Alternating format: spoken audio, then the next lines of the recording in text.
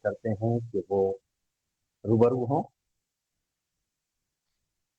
नमस्कार मोहन जी स्वामी जी। नमस्कार। जी स्वामी जी, आप मुझे सुन पा रहे हैं? जी जी हेलो जी। जी एक बार फिर से परिचय करा दें। जी। आ, मोहन नरबरिया जी हमारे बीच में मौजूद हैं, जो कि अंतर्राष्ट्रीय स्तर के पत्रकार हैं और राष्ट्रीय विमुक्त घुमंती एवं अर्ध घुमंती जनजाति आयोग के वो पूर्व विशेषज्ञ हैं और विमुक्त घुमंतु जनजाति विकास परिषद अखिल भारतीय मध्य प्रदेश राज्य के वो प्रदेश अध्यक्ष हैं। तो हम आज उनका जागोलोधी समाज ग्रुप पर हार्दिक स्वागत वंदन वंदन अभिनंदन करते हैं। कल 31 तारीख को विमुक्त दिवस मनाया जाएगा, उसकी पूर्व संध्या पर हमने ये कार्यक्रम आयोजित किया है और हम इस कार्यक्रम में मोहन जी का हार्दिक स्वागत करते हैं, वंदन करते हैं, अभिनंदन करते हैं। मोहन जी। बहुत धन्यवाद स्वामी जी। मैं चाहूंगा आज की हमारी चर्चा परिचर्चा इसको अब प्रश्नोत्तर के लिहाज से रखेंगे तो मुझे लगता है लोग जो जानना चाहते हैं, सरल भाषा में जानना चाहते हैं विमुक्त जाति क्या है, इसका हमारे लोधी समाज से क्या संबंध है, इसका इतिहास क्या है और क्या क्या हुआ है आगे और पीछे, क्या हुआ आजादी के पहले, क्या हुआ है बाद में, क्या हुआ, शुरुआत कहाँ से हुई और उसके रेपरकेशन मतलब उसके प्रभाव दुष्प्रभाव क्या क्या हुए जी और इसका किस तरह से संबंध है और आगे क्या क्या संभावनाएं हैं। तो मुझे लगता है प्रश्न उत्तर के माध्यम से हमारे जो श्रोता हैं, हमारे जो दर्शक हैं, वो बहुत ज्यादा आसानी से इस बात को समझ पाएंगे।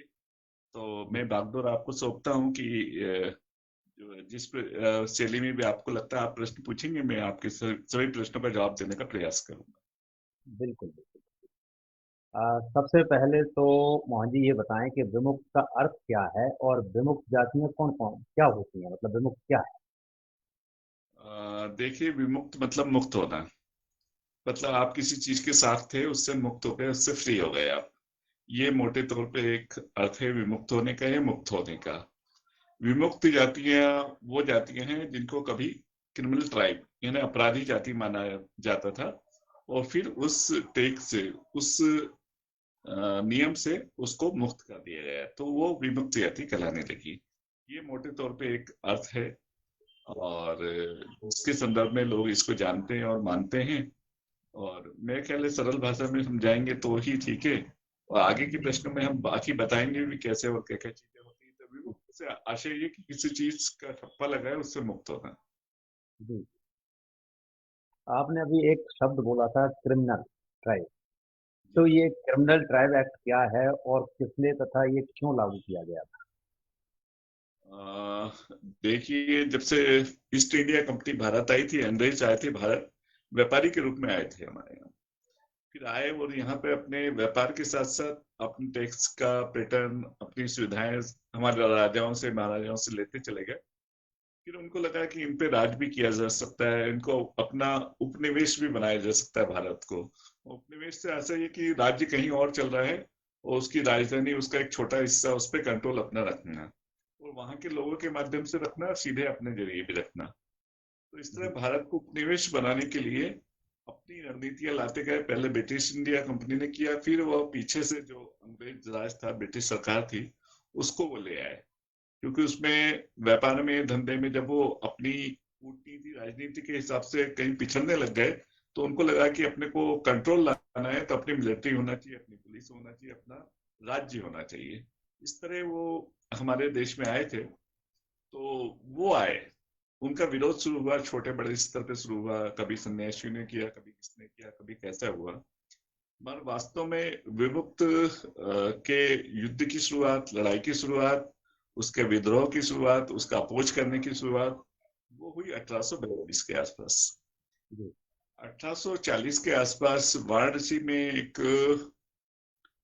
मेला लगता था एक, उसके लिए हमारे हमारे बुंदेलखंड के, हमारे सब जगह के राजा महाराजा, जागीरदार, जमींदार, मालगुजार वो जाते थे या उनके राजकुमार जाते थे वहां मनोरंजन जी के लिए, मोटे तौर पे जाते थे। वहां पे उन्होंने देखा कि अंग्रेजों ने पश्चिम बंगाल के लोगों के साथ बड़ा अत्याचार किया है। वहां के छोटे बड़े राजा महाराजा उनके साथ जो किया वो शेयर किया, उन लोगों की आपस में बात हुई, चर्चा हुई वहां पे। तो उनको बड़ा चिंता हो गई कि ये चीज आगे पीछे हमारे यहाँ भी हो सकती है। ये चीज हमारे यहाँ भी दोहराई जा सकती है। तो उन लोगों ने आकर महोबा में सूपा नाम के स्थान पे एक चर्चा की और ये तय किया कि हम लोग अभी कम लोग हैं, जितने राजा महाराजा हैं, जितने छोटे बड़े राजा, जागीरदार, जमींदार, मालगुजार हैं, उन सबको बुलाया जाएगा। और लक्ष्मण जी का एक चबूतरा था, काफी बड़ा था, वहां बैठक होती थी आमतौर पे। तो उस पर बैठ के विचार करेंगे, कोई रणनीति, कोई कार्य योजना बनाएंगे। उसके पश्चात वो जो बात हुई, तो उसी के फलस्वरूप 1842 का बुंदेला विद्रोह हुआ, जिसमें बुंदेला लोग थे, लोधी लोग थे और गोंड लोग थे। तो उसको बुंदेला विद्रोह कहा जाता है। और उसमें बुंदेला लोगों ने तो बाद में माफी अंग्रेजों से और ब्रिटिश सरकार से, मैं लोधी और गोंड लोगों ने नहीं मांगी थी। तो इस तरह की जो जो जाति ने आगे पीछे उस समय के बाद विद्रोह की या बगावत की कोशिश की या अपोज किया, तो उन सब जातियों को 1857 में भी रिपीट हुआ। जैसे 1842 में काफी बड़ा हीरापुर के जो हृदय शाह थे, उनके नेतृत्व में एक बगावत हुई थी, उनकी सबसे बड़ी भूमिका थी 1842 के बुंदेलखंड विद्रोह में। लोधी, हृदय शाह लोधी, उनकी भूमिका थी। और उससे पहले उनके पिताश्री ईश्वरदास जी लोधी, उन्होंने भी बड़ा पराक्रम दिखाया था, आला उदल और परमाल राजा उनके साथ, और कई युद्ध जीते थे, आपको मालूम ही होगा। तो ये हृदय शाह लोधी जी का ये पराक्रम था। 1857 में भी उन्होंने बड़ा विद्रोह किया, उसमें उन्होंने अपना पूरा परिवार शहीद हुआ, उनके भाई को फांसी हुई, उनको फांसी हुई, फिर उनके जो पुत्र थे उनको फांसी हुई। तो ऐसी सब जातियों से के आधार पे लोगों ने, अंग्रेजों ने समीक्षा की, देखा कि ऐसी कौन कौन सी जातियां हैं जो विद्रोह करती, कौन कौन लोग हैं जो विद्रोह करते हैं, बार बार ऐसा करते हैं, समझौता नहीं करते, झुकते नहीं है। तो उसमें लोधी जाति के अलावा अनेक जातियों की पहचान हुई। उन सब जातियों को 1871 में क्रिमिनल ट्राइब एक्ट लाके घोषित किया गया, अपराधी अपराधी जाति घोषित किया गया, क्रिमिनल ट्राइब एक्ट 1871, 1871 के तहत। तो ये इसकी कहानी क्रिमिनल ट्राइब एक्ट की। इसका और भी कुछ प्रश्न आपने पूछा है? जी, ये मैं जानना चाहता था कि इसमें कौन कौन लोग शामिल किए गए और कितनी जातियां इसमें कवर की गई, कुछ अगर उदाहरण हो तो आप बताएं। 127 जातियां लगभग शामिल की गई थी उस समय। और ये वही लोग थे जो जिनका अपराध से सीधे सीधे कोई संबंध नहीं था, मगर सिर्फ वो अंग्रेजों के गुनाहगार थे, उनके विद्रोही थे, सिर्फ इसलिए नहीं।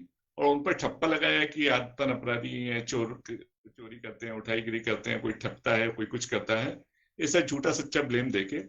और सबसे बड़ी बात इस एक्ट की ये थी कि उन सब लोगों को चिन्हित किया गया, एक एक व्यक्ति के, कौन कौन व्यक्ति कहाँ का है, कैसा है, उसका नाम रिकॉर्ड में होना चाहिए, मजिस्ट्रेट के पास होना चाहिए, वो कहाँ जा रहा है, क्या कर रहा है, ये निगाह रहनी चाहिए। अपना थाना क्षेत्र छोड़ के वो जा नहीं सकता था। इस ऐसे तरह कहा के। जाता है, जी, कहा जाता है कि 1857 का संग्राम जो था वो ही इतिहास में माना जाता है। लेकिन मैं ये जानना चाहता हूँ मोहन जी कि आजादी की लड़ाई जो थी वो कब से मानी जाती है, एक्चुअल में कब से और क्यों? देखिए, वास्तव में तो अलग अलग जानकार कहते हैं। श्रीकांत सरल जी का कहना है कि वो तो 1757 का जो प्लासी का युद्ध शुरू हुआ था पश्चिम बंगाल के नवाब के और ब्रिटिश सरकार के बीच में, एक छोटे टैक्सेशन का मसला था, वहां से भी मानते हैं कई लोग। और उसको वो 1961 के गोवा मुक्ति आंदोलन तक मानते हैं, जब हमारी फौज गई थी और गोवा को मुक्त कराया था। और इससे पहले पांडिचेरी से फ्रांस के लोगों को हटाया था। मगर वास्तव में देखा जाए कि विमुक्त आंदोलन, ये आजादी की सच्ची और ठीक लड़ाई, एग्जैक्टली क्या कहना चाहिए, तो वो शुरुआत में 1842 से ही होती है और 1847 में समाप्त होती है।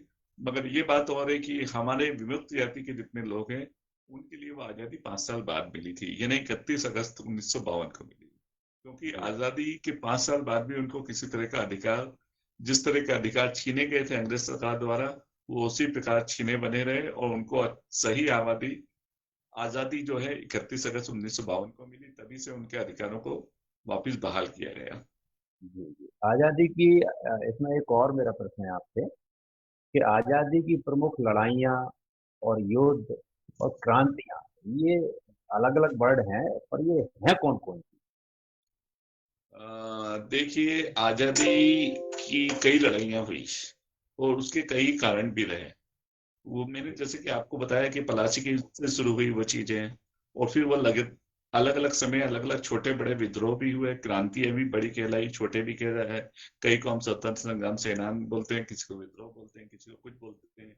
देखिए, आपने चूंकि पूछा है कब कब हुई क्या हुई, तो मोटे तौर पे बताता हूँ कि 1757 के बाद हुआ था सन्यासी विद्रोह, जो 1763 से 1800 तक चला। मिदनापुर का विद्रोह हुआ था, जो 1766 से शुरू हुआ। फिर रंगपुर और जोरहट का विद्रोह हुआ। फिर चीट जी गांव का चकमा आदिवासी विद्रोह हुआ। फिर पहाड़िया सिरदार विद्रोह हुआ। रंगपुर जी किसान विद्रोह 1783 में हुआ। रेशम कारीगर विद्रोह हुआ 1770 में।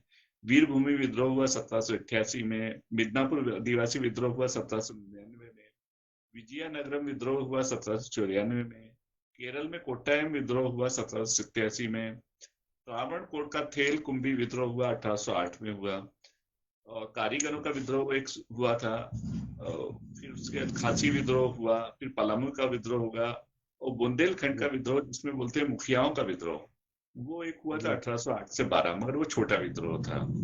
वैसे देखा जाए तो आपको मैं मोटे तौर पे बताऊं कि 1842 का जो बुंदेला विद्रोह था, उसकी समय अवधि 1857 का जो स्वतंत्र संग्राम कहलाता है पहला वाला प्रथम, उससे भी ज्यादा समय चला। और उसका इम्पैक्ट उससे भी ज्यादा था। 1857 के क्रांति थी, उससे बड़ा इम्पैक्ट, उससे बड़ा असर 1842 के बुंदेला विद्रोह का था। तो जी इस तरह से ही चलते रहा। जैसे मालवा का भील विद्रोह भी हुआ था 1817 में, जो 31 तक चला। और फिर 1846 में भी हुआ और 1852 में भी हुआ। एक कहा जाता है छोटा नागपुर का पलामू बाईवासा कोल विद्रोह भी हुआ। मैं मोटे तौर जी पे खास खास विद्रोह बता रहा हूँ, मगर आपको समझने के लिए और हमारे जो जानकार जो समझना चाहते हैं उनके लिए है, क्योंकि बड़े श्रम से ये सब जानकारी इकट्ठी की जाती है। जी जी जी बंगाल आर्मी बिल्कुल। बैरकपुर में प्लाटून का विद्रोह हुआ था 1824 में। गुजर विद्रोह हुआ 1824 में। भिवानी हिसार और रोहतक का विद्रोह हुआ 1824-25 में। कालपी जी का विद्रोह 1824। वहाबी का आंदोलन 1830 से 31। जी और परगना में एक तीतू मोर आंदोलन हुआ था। जी मैसूर में किसान का विद्रोह हुआ था। विशाखापट्टनम में भी किसानों ने आंदोलन किया था, विद्रोह कहलाता है। मुंडा का विद्रोह होता है पश्चिम बंगाल और झारखंड के पास वाला, कोल विद्रोह कहलाता है। संबलपुर का गोंड विद्रोह कहलाता है। इस तरह तमाम सने नागपुर विद्रोह, नगा आंदोलन आंदोलन, हजारा में सैयद का विद्रोह, गुजरात का भील विद्रोह, संथाल विद्रोह, ये सब लंबा सिलसिला है, बहुत लंबा, जिसमें हैदर अली, टीपू सुल्तान, नाना फडणवीस, ये सब आजादी के लिए संघर्ष प्रतिरोध करते रहे। तो ये एक लंबी कहानी है, मगर मोटे तौर पे हम ऐसा मानते हैं कि 1842 से विमुक्त आंदोलन को 1947 तक माना जाना चाहिए। अगर इन लोगों का विद्रोह नहीं होता, बहुत सारी सशक्त जातियां थी, गोरिल्ला युद्ध करती थी, तो अंग्रेजों की नाकों चने चबा देती थी। उन्हीं के डर से, उन्हीं के दबाव में ही जी। आजादी हमें मिली। एक एक बात और मुझे बताएं कि हमारी लोधी जाति जो है वो भी वीर कौम रही है, तो मेरा आपसे प्रश्न ये है कि लोधी समाज किस तरह से विमुक्त जाति वर्ग में आता है? क्या कारण रहा कि वो भी उसने भी लड़ाई लड़ी है और उसको काफी समय तक ये संघर्ष करना पड़ा? पुराने अगर मैं देखूं तो राजा हृदय शाह या राजा किशोर या रानी अवंतीबाई, इन लोगों ने शहादतें दी हैं अपनी, तो ये गवर्नमेंट ने क्यों अभी विमुक्त जाति में लेने में ले लिया थोड़ा सा? बहुत ज्यादा अच्छा प्रश्न है, और आज के हमारे युवाओं को, खासतौर पे हमारे लोधी समाज के लोगों को ये बात बहुत मालूम होना चाहिए कि आजादी के आंदोलन में लोधी समाज का बहुत बड़ा स्थान है, बहुत बड़ा बलिदान है। जिसमें राजा हृदय शाह 1842 में जो विद्रोह हुआ, उसके कोऑर्डिनेटर, समन्वयक और निर्देशक सब कुछ वही थे। फिर 1857 में भी उनका पूरा परिवार शहीद हुआ, फांसी दी गई उनके परिवार को। और आपने देखा ही होगा कि वो इतने अधिक वीर थे कि वो, उनका जो कवच है बख्तर जी जो है, वो नागपुर संग्रहालय में रखा है, जिसका 1.25 कुंटल वजन है। तो जो व्यक्ति 1.25 कुंटल का वजन सिर्फ ऊपर धारण करके चलता हो, तो वो कितना शक्तिशाली होगा। और बिल्कुल इसी बिल्कुल। प्रकार रानी अवंतीबाई थी। उनके पहले आपने नाम नाम में ही ऐसा होता था, विमुक्त क्रांतिवीर कहते थे। विमुक्त जी मतलब ये वही लोग हैं जो पहले क्रिमिनल की टाइप के हैं, राजा महाराजाओं, जागीरदारों, जमींदारों, मालगुजारों, सबको अपराधी घोषित कर दिया था। तो हमारे जितने वीर हैं, हमारे जितने स्वतंत्रता संग्राम सेनानी हैं, जितना विद्रोह करने वाले अंग्रेजों के खिलाफ है, वो सब वास्तव में विमुक्त क्रांतिवीर हैं। पहले क्रांति रही और फिर उनको क्रिमिनल घोषित किया, बाद में उससे मुक्त हुए। तो लोधी समाज का सीधा संबंध आजादी से है। और दुख की बात यह है कि जब आजादी मिली तो कई स्थानों पे ना तो स्वतंत्रता संग्राम सेनानी माने जाते हैं और ना उनको विमुक्त में, कई राज्यों में विमुक्त की सूची में नहीं है। जैसे मैं बताऊं आपको, मैं मध्य प्रांत में लोधी जाति विमुक्त जाति में आती थी, ये क्रिमिनल ट्राइब में आती थी। तो काफी बड़ा होता था, 5-6 राज्य उसमें आते थे मध्य प्रांत में। तो उत्तर प्रदेश के कुछ राज्यों में, कुछ जिलों में हम लोग आते हैं विमुक्त जाति में। और बहुत समय पहले मध्य प्रदेश के होशंगाबाद में भी विमुक्त जाति में आते थे उस जिले में। कालांतर में किसी वजह से उसको हटा दिया गया और जोड़ दिया गया कई जगह। कई राज्यों में हम लोग आते हैं विमुक्त में, कई जगह नहीं आते। तो उसी को लेके हम लोगों ने, जब मैं भारत सरकार के आयोग में विशेषज्ञ था और कार्यकारी समूह का सदस्य था, तो इस तरह की रिकमेंडेशन की कि इस जाति को, लोधी समाज को पूरे देश में, संपूर्ण देश, संपूर्ण राज्य में विमुक्त जाति की कैटेगरी में माना जाए, ऐसी सिफारिश की है दादाई ताते आयोग ने। तो ऐसा सीधा संबंध लोधी जाति का विमुक्त जाति होने से है। जी मोहन जी, मेरा एक सवाल और आपसे फिर से मेरे मन में जन्म ले रहा है कि इतने सारे क्रांतिवीर रहे हैं, तो मैं कुछ प्रमुख क्रांतिवीरों के नाम और उनके कार्यों के बारे में थोड़ा सा जानना चाहूंगा। देखिए, एक और इस बहाने, चूंकि मुझे एक बात और आपको बताने का मौका मिलेगा। रानी अवंतीबाई को सभी लोग जानते हैं, हीरापुर के हृदय शाह उनको जानते हैं, राजा किशोर सिंह को लोग जानते हैं, गणेश महतो गोहांड के, उनको सब लोग जानते हैं।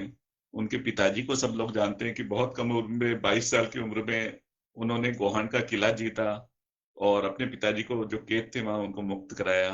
हीरापुर के जो हृदय शाह थे, उनके पास 1883 गांव थे, जिनके पर अभी आज की तारीख में उनसे वंशज हैं राजा कोसलेन सिंह जी, उनके पास 1 डेसिमल जमीन भी नहीं है।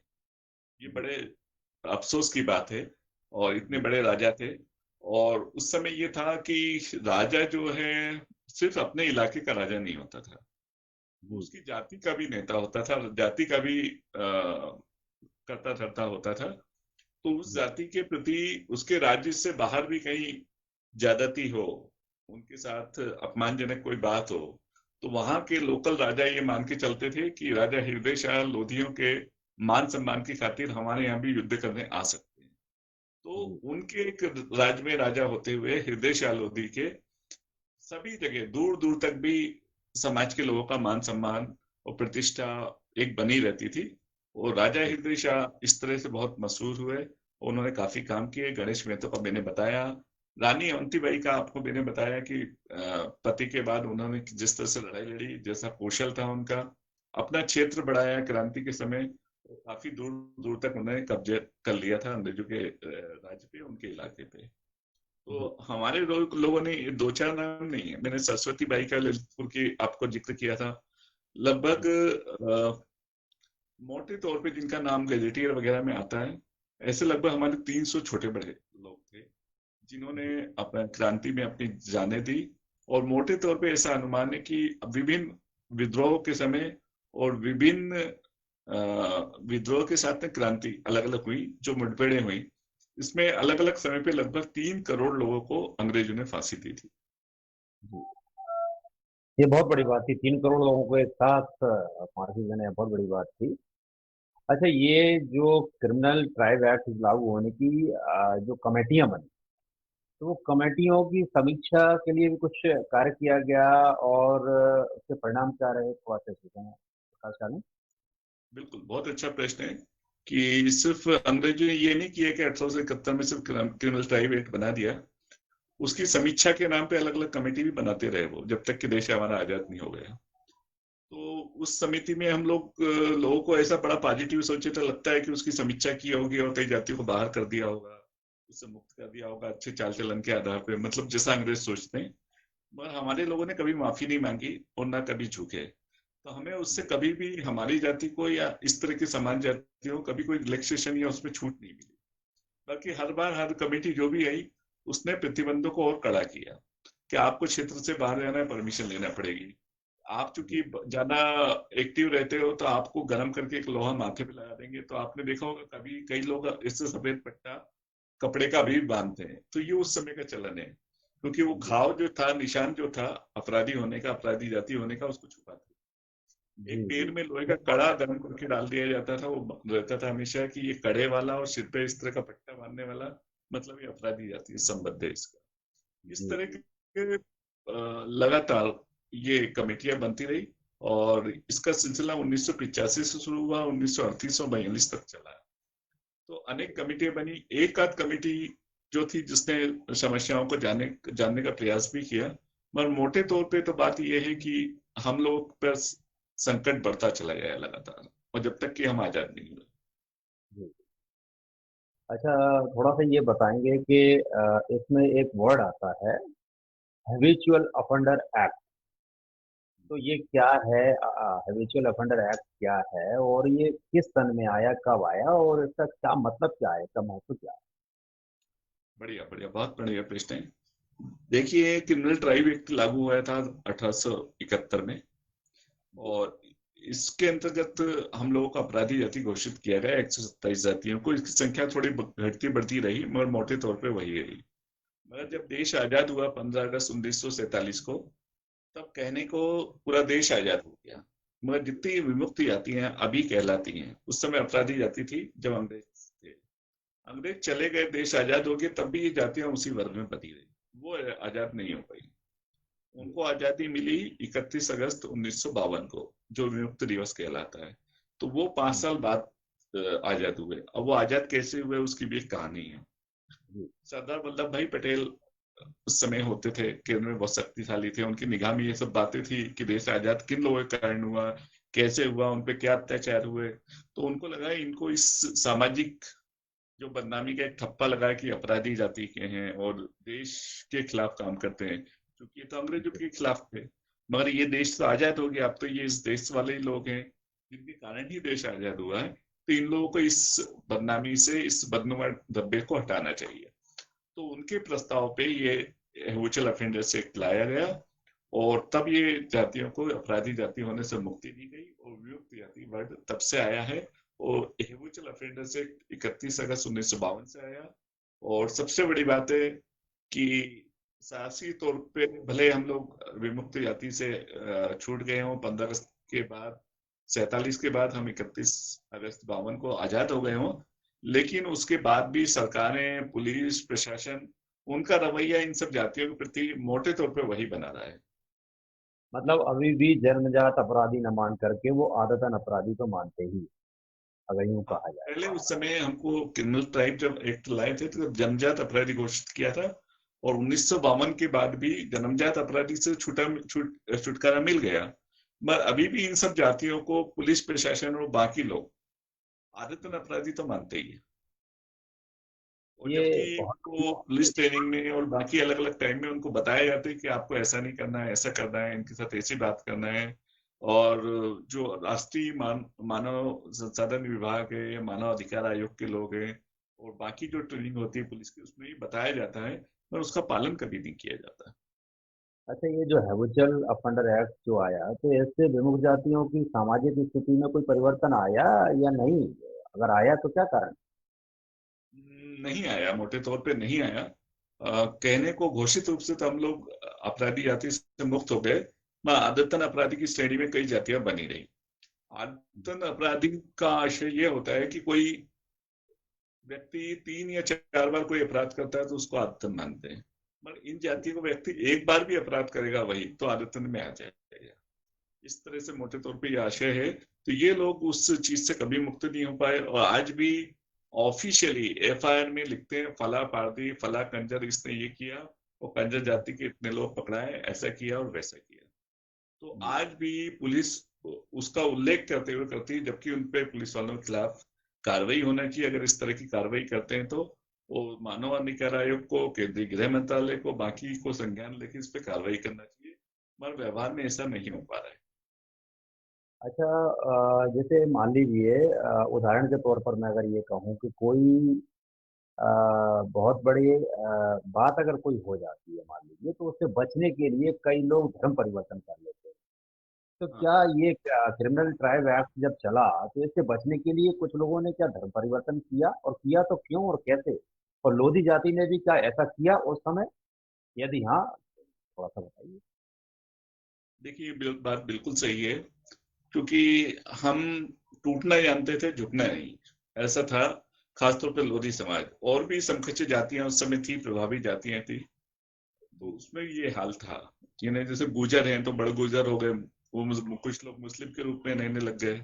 ऐसे ही हमारे लोग कुछ जैन धर्म में परिवर्तन कर लिया, कुछ मुस्लिम बन के रहने लगे। तो इस तरह की चीजें हुई, क्योंकि हमारे लोग नाम धर्म सब छुपा के रहते थे, नहीं तो उनपे ज्यादती होती। उस ज्यादती से बचने के लिए ये किया, मगर मौका आने पर वो बिल्कुल गोरिल्ला युद्ध करते थे और हमला करते थे। और आपने देखा है यही नहीं, और भी जातियां, माझी जाति हो, केवट हुए, निषाद हुए, उनने भी बड़े पैमाने पे कई बार इधर से उधर अंग्रेज अफसरों को ले आते थे तो बीच में डुबा देते थे। तो इस जी। तरह से कई जातियां जो विमुक्त जातियां, उन्हें धर्म परिवर्तन उनको मजबूरन करना पड़ा, जी। छुपने के लिए, दुखने के लिए, ये सब करना पड़ा है। एक आध उदाहरण और भी कभी मौका आएगा बताएंगे, मगर ये मोटे तौर पे ये बात सही है।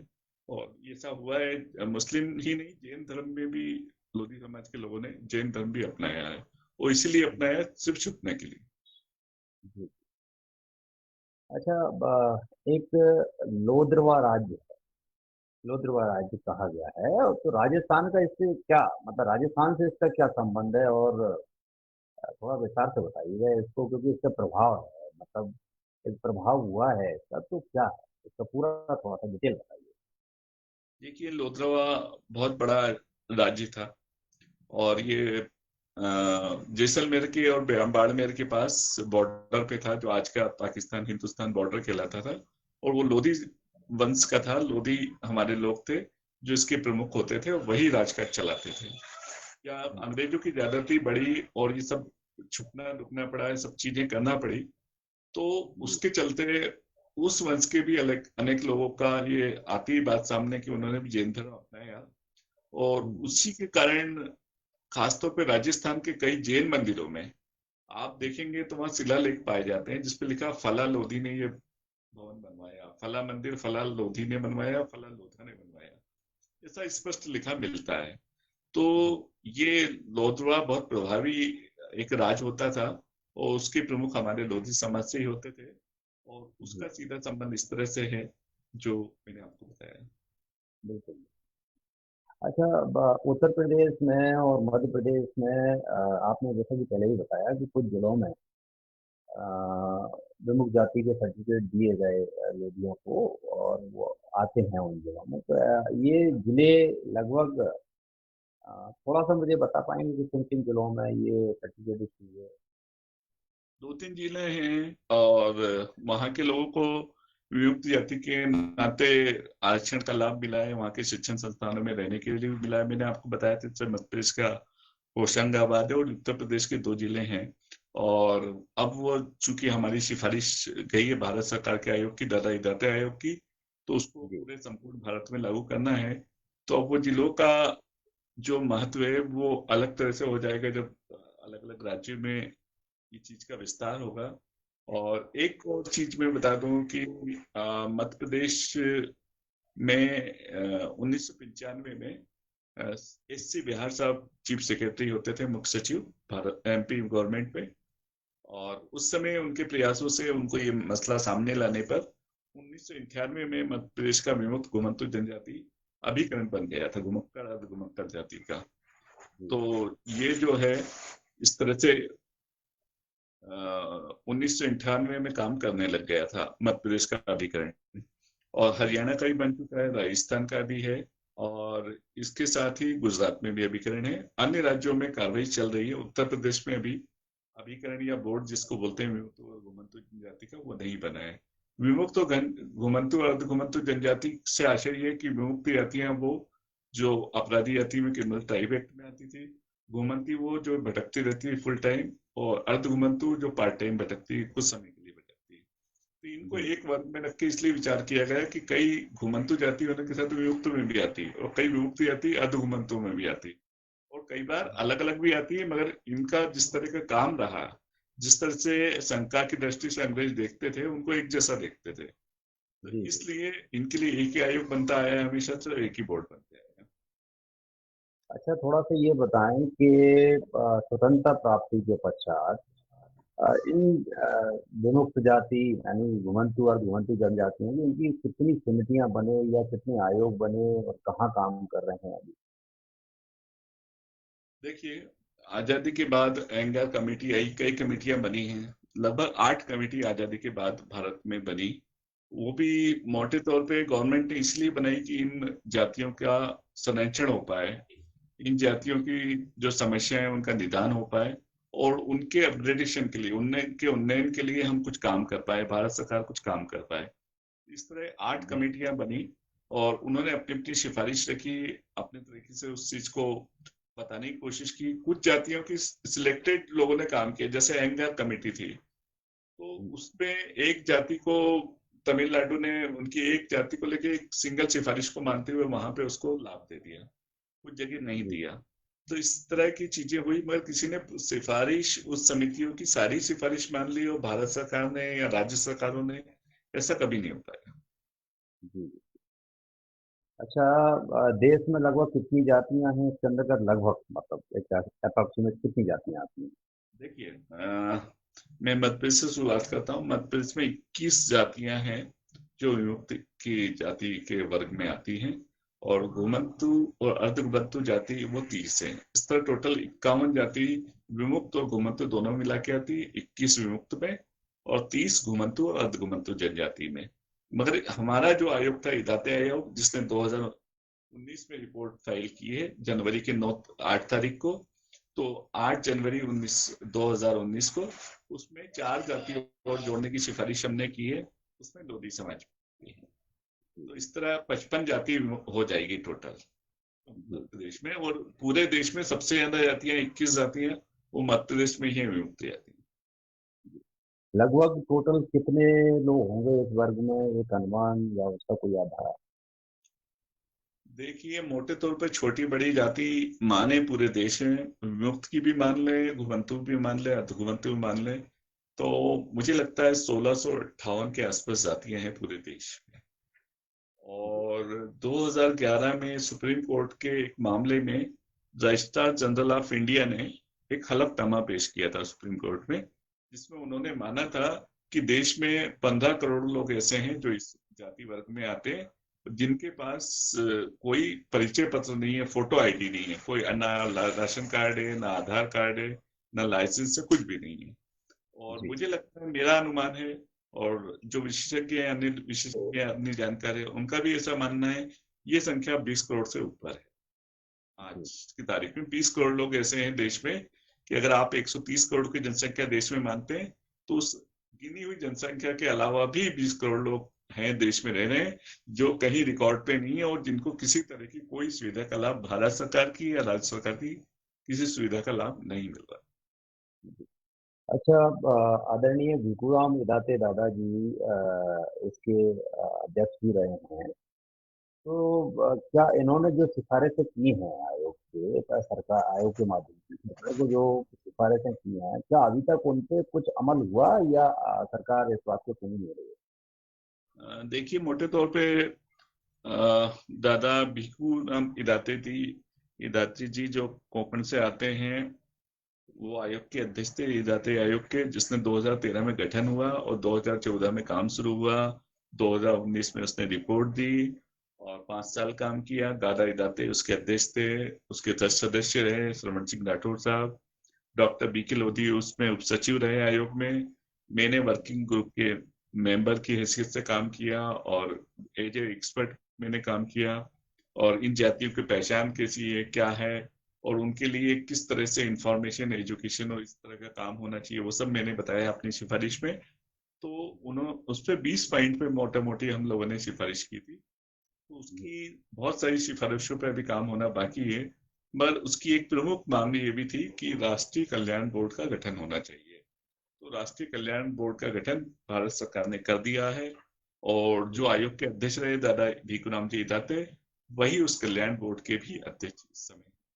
अच्छा, दोनों ही मतलब दोनों ही बोर्ड के दादा ही रहते, दादा ही अध्यक्ष है। आयोग के भी अध्यक्ष वही रहे और कार्यकाल उसका समाप्त हो गया और अभी वो कल्याण बोर्ड के अध्यक्ष हैं। मगर उस समय हमारी एक मांग थी कि एक स्थायी विमुक्त जाति आयोग भी होना चाहिए, मगर वो नहीं हो पाया। जैसे शेड्यूल कास्ट के लिए होता है, जैसे शेड्यूल ट्राइब के लिए होता है, जैसे पिछड़ा वर्ग के लिए होता है, तो हमारी सिफारिश ये भी थी कि विमुक्त और घुमंतु जनजातियों के लिए भी एक स्थायी आयोग का गठन किया जाना चाहिए। वो एक बहुत बड़ी मांग है, चूंकि इन जातियों के प्रति कोई ज्यादती होगी तो उसका कोई निवारण नहीं हो सकता, तो वो अभी पेंडिंग ही है। उसके अलावा भी सारी सिफारिश अभी शेष है आना, मगर मोटे तौर पे एक सिफारिश की राष्ट्रीय कल्याण बोर्ड का गठन होना चाहिए, वो मान ली गई। लगभग उनकी कुछ जो प्रमुख सिफारिशें हों उनके बारे में अभी कोई जानकारी मिले तो। मोटे तौर पे ये था, महिलाओं को कैसे उनके लिए होना चाहिए, उनके लिए रहने की व्यवस्था होना चाहिए, उनके लिए सैनिटेशन की व्यवस्था होना चाहिए, साफ सुथरा कैसे रह पाए, उनकी एजुकेशन बच्चों की कैसे हो पाए, फिर उनको इंफॉर्मेशन एजुकेशन की जो टेक्नोलॉजी है उससे जोड़ा जाए, पढ़ाई लिखाई उनकी की जाए और उनको गवर्नमेंट की पॉलिसी के बारे में बताया जाए, उसका लाभ दिलवाया जाए और उनको चिन्हित करके उनको आइडेंटिटी कार्ड दिलवाए जाए, उनको किसी तरह का पहचान पत्र दिया जाए। इस तरह की मोटा मोटी 20 सिफारिश थी। अच्छा, मध्य प्रदेश में जो है कितनी जातियां विमुक्त और हैं और कितनी घुमंतु हैं और कितनी प्रस्तावित हैं अभी? हाँ, मैंने आपको जैसा बताया कि 21 जातियां भी विमुक्त जातियां हैं मध्य प्रदेश में और 30 घुमंतु और अर्धघुमंतु जाति हैं और 4 विमुक्त जाति और बढ़ाने के लिए भारत सरकार के हमारे हिदायत आयोग में, जिसमें मैं खुद स्वयं भी था, हमने सिफारिश की है, उसमें लोधी समाज भी है और ये पूरे देश के सभी राज्यों के लिए हमने सिफारिश की है कि सभी राज्यों में माना जाए, तो उसमें हमारे यहाँ भी सिफारिश की गई है। अच्छा, आज की वर्तमान परिस्थिति में इन जातियों की क्या मतलब स्थिति क्या है लोगों की, और उनके लिए क्या क्या किया जाना चाहिए शायद?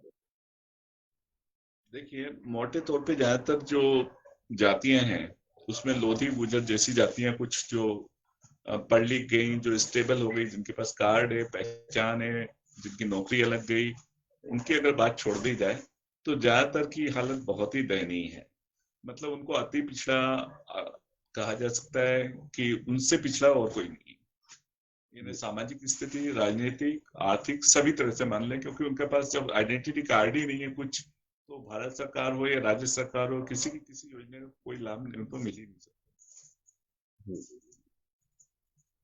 अच्छा, ऐसी कौन सी प्रमुख जातियां सबल जो हो सकती हैं, जो थोड़ा मतलब पढ़ लिख गई हैं और उसमें मतलब स्थायित्व वाली स्थिति में जो आ गई हैं, जो इस सारी चीजों का नेतृत्व कर सकती हो, ऐसी कौन सी प्रमुख जातियां हो सकती हैं? देखिए, जो विमुक्त जातियों में से ही नेतृत्व किया जा सकता है, क्योंकि घुमंती जाति में लोग बहुत अधिक पढ़ लिख नहीं पाए, ना स्टेबल हो पाए, ना उनका स्थायी निवास बन पाया। तो विमुक्त जाति में कुछ जातियां हैं, वो लोधी हो, गुर्जर हो, इसी तरह की कुछ जातियां हैं जिसके लोग पढ़ लिख गए, नौकरियों में आ गए, उनके पास कुछ कागज थे जिसके आधार पर उन्होंने कुछ कार्ड बनवा लिए अपने। वही इन पूरे जाति वर्ग का, इन्हें वही इन 20 करोड़ लोगों का नेतृत्व कर सकते हैं। 1658 जाति के नेता उसी में से निकल के आ सकते हैं। हम अलग अलग जाति वर्ग की और अलग अलग आधार पे राज्य सरकारों से और केंद्र सरकार से मांग करते हैं, मगर अगर हम लोग इन्हीं सब जातियों का नेतृत्व कर दें, मूल रूप से वो सब जातियां हम लोगों को अपना स्वाभाविक नेतृत्व, स्वाभाविक नेता मानती आई और मानती हैं अभी भी।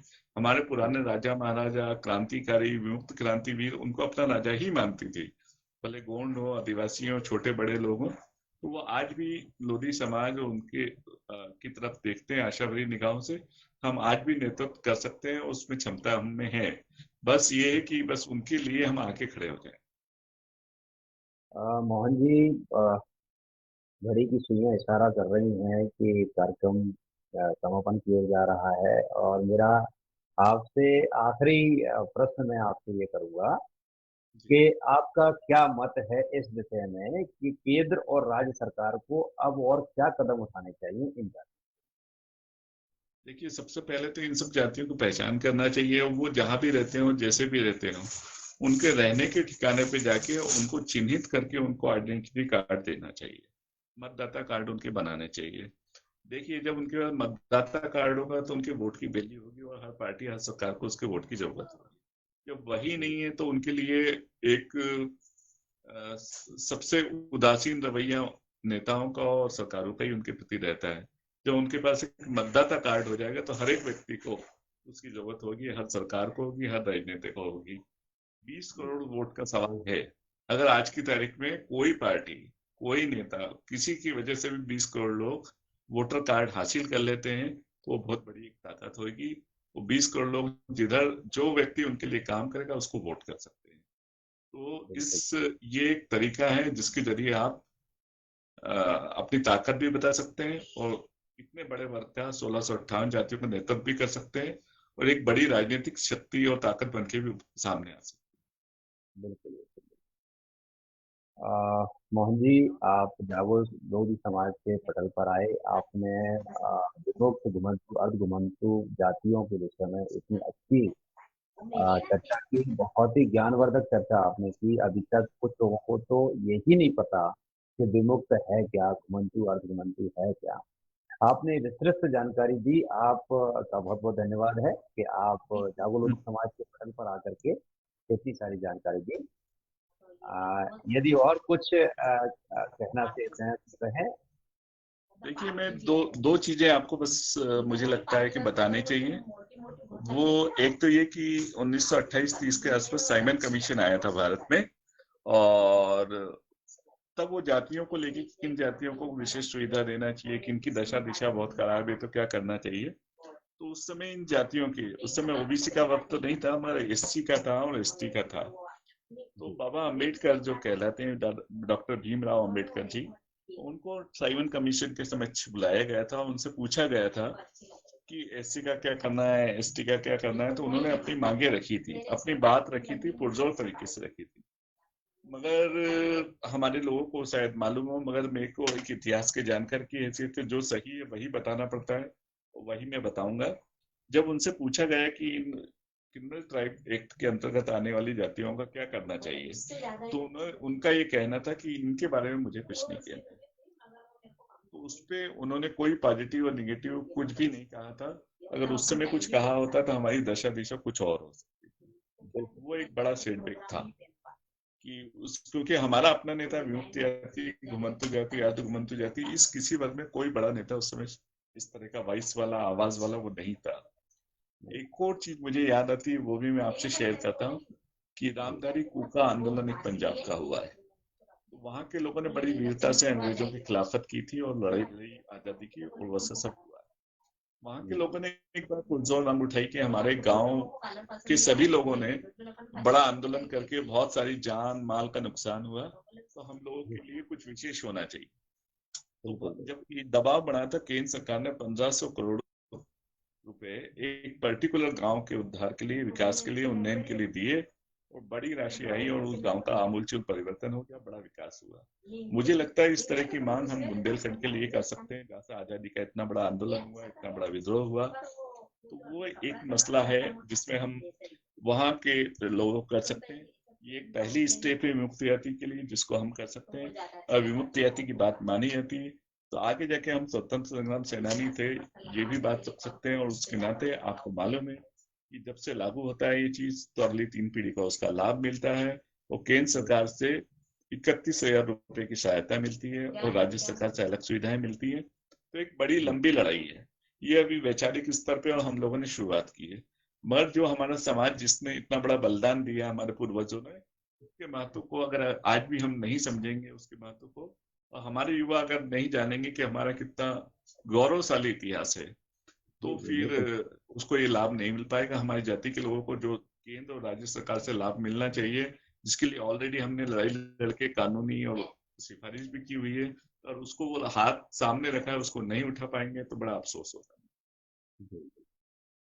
हमारे सभी फेसबुक के दर्शकों को जिन्होंने अभी तक देखा है, बहुत सारे कमेंट पास किए हैं, वॉच पार्टी चला रहे हैं, तो मैं जी उनके लिए भी दो शब्द कहता हूं कि भाई आप लोग कार्यक्रम देखते हैं, सुनते हैं, बहुत तरीके से गौर करते हैं उस पर, और होना ही चाहिए। मैं तो ये कहता हूँ होना ही चाहिए। जानकारी किसी भी विषय की हो, और खास करके जब अपने वजूद की जानकारी हो, हमारा जो वजूद रहा है उस समय पर, हमारी जाति ने काफी वीर कौम रही है और उसके साथ ये दुर्व्यवहार हुआ है।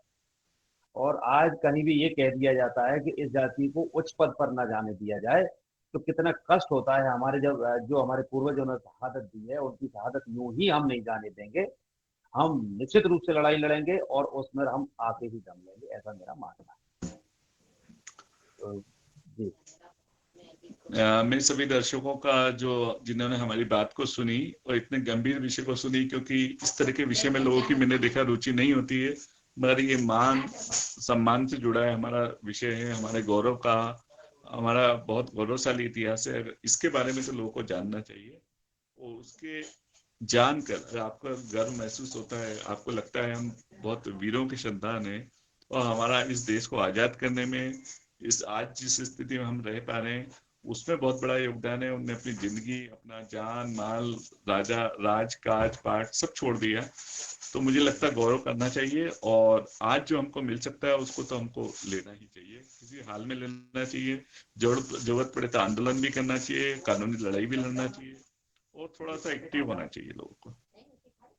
मोहन जी, इस व्यवस्था के लिए, इस मतलब ये जो अभी अपन ने चर्चा की है, ये एक प्रकार से हमारी पूर्वजों का हमने सम्मान किया है इसके माध्यम से। और ये जो पूरी जानकारी जो आपने मुझे दी है, मैं आपसे जान पाया हूँ इतनी सारी जानकारियाँ।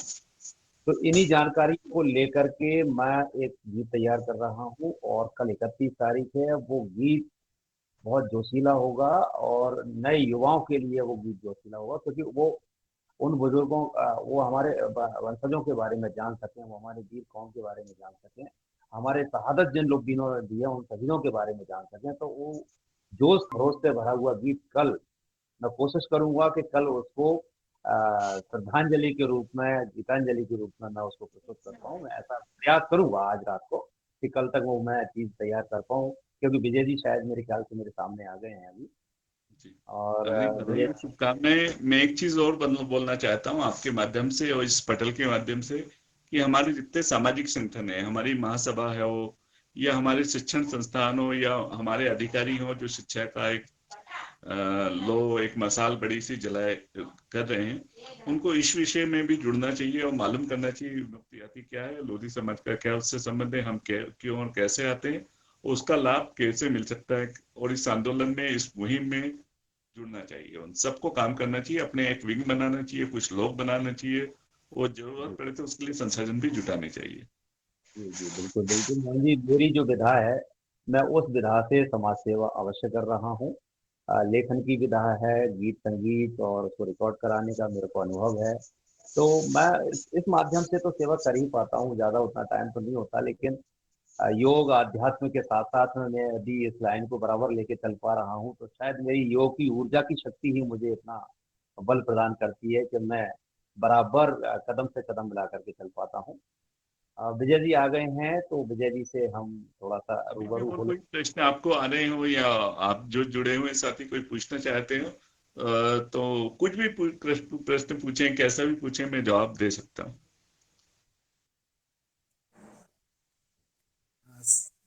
मोहन सर, आपका सबसे पहले बहुत बहुत धन्यवाद कि आपने विभक्तु जाति के बारे में इतना कुछ बताया डिटेल में, जो कि हम सर मुझे भी नहीं मालूम था और बाकी समाज को भी नहीं मालूम था। और आज हमारे इतिहास जानकर मुझे बहुत ज्यादा गर्व महसूस हो रहा है, बहुत ज्यादा कि हमने स्वतंत्र संग्राम में इतना बलिदान दिया हुआ है और इसका जो प्रतिफल है हमारे समाज को मिलना चाहिए, हमारे समाज को सब कुछ मिलना चाहिए। इस तरह की जो मूवमेंट चल रहा है हमारे समाज में, उसमें सर हम आपके साथ हैं और आपके साथ हम कंधे से कंधा बढ़ाकर साथ देंगे सर। और इसके लिए समाज के लिए जो आपने मार्गदर्शन किया हुआ है, इस मार्गदर्शन के लिए हम आपका बहुत ज्यादा आभार व्यक्त करते हैं, आपको बहुत धन्यवाद व्यक्त करते हैं सर। और इस प्रकार की परिचर्चा हमारे समाज में होना चाहिए, जो हमारा जो समाज का जो क्रांति इतिहास है, जो गौरवशाली इतिहास है, वो समाज के लोगों को मालूम पड़ना चाहिए, जिससे हमारा समाज में जो गर्व महसूस हो और हमारे समाज को मालूम होना चाहिए कि हमने कितने बलिदान दिए हैं। जो आपने बलिदानों को गिनती कराई है सर, तो अनगिनत बलिदान दिए हुए, हजारों लाखों की संख्या में बलिदान दिए हुए, उन सब बले मैंने उन बताया 3 करोड़ लोगों ने इसमें फांसी हुई थी, 3 करोड़ लोगों को लगभग उस समय अंग्रेजों ने बहुत लंबी, फांसी दी थी लगभग। बहुत लंबी संख्या थी। शहादत वालों की बहुत लंबी संख्या तो मेरा बस आपसे आग्रह है कि जागो लोधी समाज जिस तरह से अपनी भूमिका निभा रहा है, जिस ताकत से, शिद्दत से, वो आप लोगों की पूरी टीम जिस तरह से इसमें प्राण पट से जुड़ी हुई है, न केवल शिक्षा के काम में, मनोरंजन के काम में, जितने भी महत्वपूर्ण मुद्दे हैं, खासतौर पे जो हमारे समाज को आगे ले जा सकते हैं, पूरे वर्ग को आगे ले जा सकते हैं, उन सब मुद्दों पे ये फेसबुक ग्रुप जागो लोधी समाज ये अपनी ताकत से, कई गुना ताकत से काम कर रहा है। उसके बड़ा सकारात्मक प्रभाव भी बन रहा है। और मुझे लगता है कि जिस तरह के इश्यूज, जिस तरह के मामले मुद्दे हम लोग लाते हैं, आप लोग लाते हैं, उस पे अगर समाज के कुछ परसेंट लोग, कुछ लोग भी अगर उसको ध्यान से देख लें, सुन लें, पढ़ लें, तो उनके जीवन में, खुद के जीवन में बड़ा परिवर्तन आ सकता है और स्वाभाविक रूप से फिर समाज में भी एक बड़ी क्रांति आ सकती है। हाँ मोहन जी, मध्य प्रदेश में भी आप अध्यक्ष हैं, मध्य प्रदेश के आप, और आपके साथ साथ और टीम भी है। मनीराम लोधी जी मेरे ख्याल से उपाध्यक्ष हैं, और किरण सिंह जी जिला अध्यक्ष हैं, और जय किशन मांझी जी भी सदस्य बने हुए हैं आपकी टीम के। तो अभी और भी विस्तार है शायद, मेरे ख्याल से आपके पास डाटा होगा। स्वामी और जी, मैं आप भी प्रदेश अध्यक्ष की हैसियत से, आप भी प्रदेश अध्यक्ष की हैसियत से हमारे विमुक्त घुमंतु जनजाति विकास परिषद में प्रदेश उपाध्यक्ष हैं। और विस्तार होना है, सिर्फ ये लॉकडाउन के चक्कर में और कोरोना महामारी के कारण थोड़ा सा टल गया था।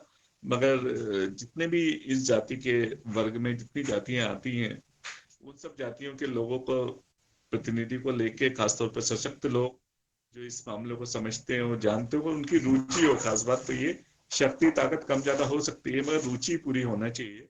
ऐसे सभी लोगों को हम जोड़ रहे हैं और उसमें बड़ी संख्या में लोग इंटरेस्टेड हैं। तो जल्दी पुनर्गठन के साथ, पुनर्गठन से आशय ये लोग तो रहेंगे, नए साथी हमारे जुड़ने वाले, विस्तार होने वाला है। आज भी मेरी माननीय मंत्री जी जो हैं राम खिलावन पटेल, मध्य प्रदेश शासन के, वो राज्य मंत्री है, मगर उनके पास पिछड़ा वर्ग और विमुक्त घुमंतु जनजाति वर्ग का स्वतंत्र प्रभार है। उनसे परसों भी बात हुई थी, आज भी उनसे चर्चा हुई 1 to 1 बैठ के। उनको मैंने इस बारे में बताया।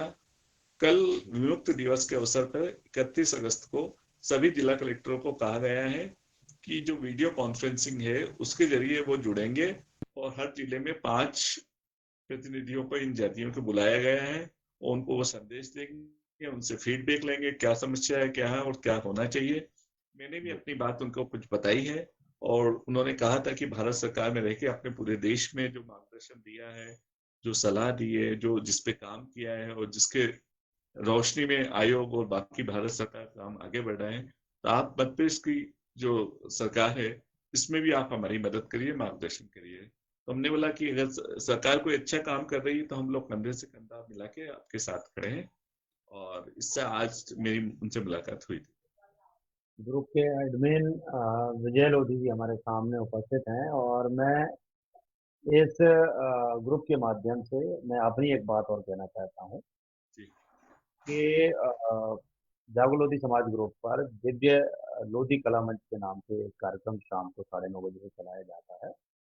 मैं विजय जी से निवेदन एक करना चाहता हूँ कि हम लोधी जाति के लोगों को तो हम ला ही रहे हैं, जो गांव खेड़े से भी हम लेकर के आ रहे हैं।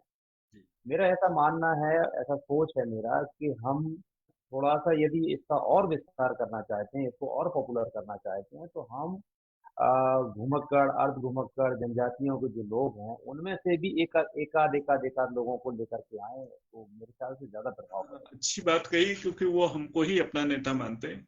जिससे मैं उदाहरण दूं आपको, राजस्थान पे एक छोटा उदाहरण देता हूँ। जैसे कालबेलिया समाज, जी। वो इसमें आता है। कालबेलिया समाज करता है, नाग पकड़ने वाले, सांप पकड़ने वाले करते हैं, तो नाच गा लेंगे और सब कर लेंगे, उनका मनोरंजन हम देख लेंगे। बट जब उनकी मृत्यु होती है तो उनको अपने संसार में न जलाने देते हैं, न दफनाने देते हैं। तो बेचारे वो लोग जहाँ रहते हैं वहीं पे उसको गाड़ते हैं, उसी के ऊपर रहते हैं। इतनी बड़ी दुर्दशा है। और वो लोग कला के मामले में आपने देखा, पूरी दुनिया में अपना परचम लहरा रहे हैं। उनका नृत्य, कालबेलिया डांस आपने देखा ही होगा। तो मुझे लगता है खासतौर पे ऐसी जातियां जो हमें अपना नेता मानती हैं और हमारा छोटे भाई बन के रहती हैं, और हमारे साथ सहयोग भी किया उन्होंने समय समय पे, तो ऐसे कुछ लोगों को, खासतौर पे जिन्होंने कला के क्षेत्र में बहुत अच्छा योगदान दिया हो, वो कुछ अनूठा काम करते हो, उनको मुझे लगता है ला सकते हैं। मुझे लगता है एडमिन इस पे अपनी राय देंगे। और उनका वक्त चूंकि पूरा नहीं हुआ था, हम लोग बात करने लग गए थे, तो विजय जी को जोड़े और फिर जो भी चाहते हैं वो बताएं। नहीं, सही सर, आपका सर सबको अच्छा है सर, कि हमारे सब विस्तार को करना ही पड़ेगा, हमारे सभी समाज को जोड़ना पड़ेगा। और हमारे जो हमें नेता मानते हैं, जो हमारे लीडरशिप हमें देखते हैं, उनको साथ लेके चलना पड़ेगा, उनका नेतृत्व करना पड़ेगा हमारा, तभी हमारा समाज आगे बढ़ सकता है और पूरी तरह से समाज को और देश को एक अच्छा प्रगति रास्ते पर प्रशस्त कर सकता है। तो मेरे हिसाब से जो हम लोग का सजेशन बहुत बढ़िया है। हम इसके ऊपर अपना टीम में डिस्कस करते हैं, इसके ऊपर बढ़िया कार्य विधि बनाते, हम इस पे कार्य चालू कर सकते हैं सर। जी जी बिल्कुल।